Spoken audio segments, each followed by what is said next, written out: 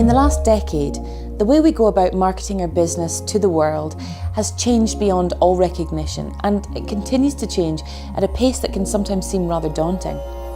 Emil Sangenberg is the Director of Communications at Wonderful Copenhagen, and his take on how we should be going about doing that is really refreshing and I think really helpful.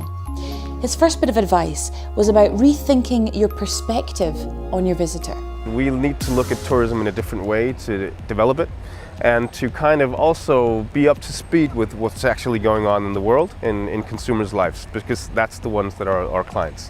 What we see in destinations is very much a perspective of thinking on tourism or tourists as aliens or people who act in certain different ways. But tourists are people like you and me. We travel more and more, we travel often, and tourism and destination and the whole marketing mix has very much been a matter of classic marketing.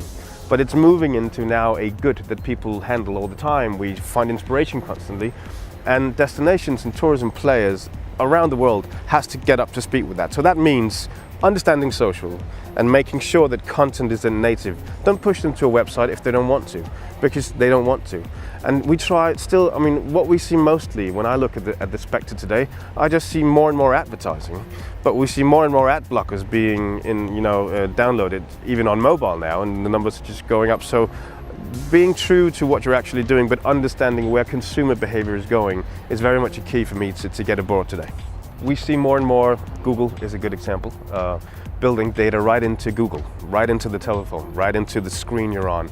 You don't have to do, as a consumer today, you don't have to visit more websites. If you want to look at an attraction, Google has the information. They even tell you when to come, when it's busy, when it's not busy, what the prices are. So keep information relevant in the places where people are, instead of trying to pull you to the website all the time. Because why should I visit the website if I get all my information here?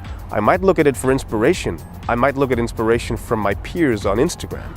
So websites, for me, is a dying breed in tourism. We need to get the information out to the relevant platforms, and we need to inspire people where they're actually looking for inspiration. Some simple but quite challenging ideas there. Such an important first step, though, to really think about our visitors as being just like us. So how do we go about planning, booking and enjoying our holidays?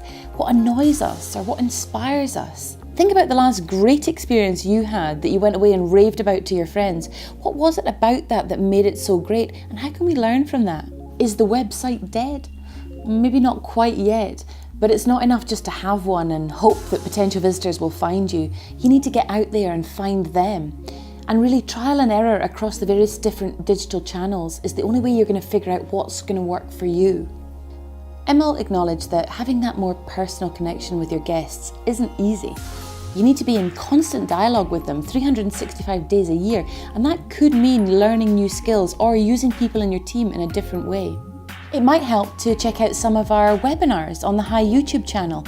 They'll help you come up with a strategy, pick the right digital channel and create the right content. I hope that this has inspired you to think a little differently about your marketing strategy. Emil's main point was that we need to stop constantly doing the same things and expecting a different outcome. So perhaps you could try something new today. I've been Julia Sutherland. Thanks for watching.